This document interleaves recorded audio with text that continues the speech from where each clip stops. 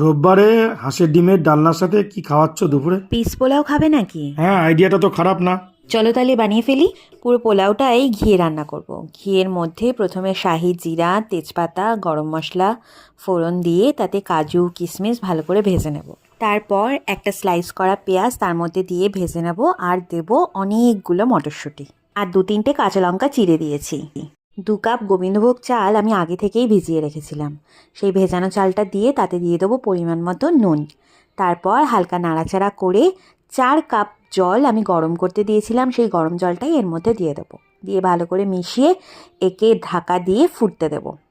চালটা যখন মোটামুটি সেদ্ধ হয়ে যাবে তারপর তাতে মিশিয়ে দেবো স্বাদ মতো চিনি। আচ্ছা।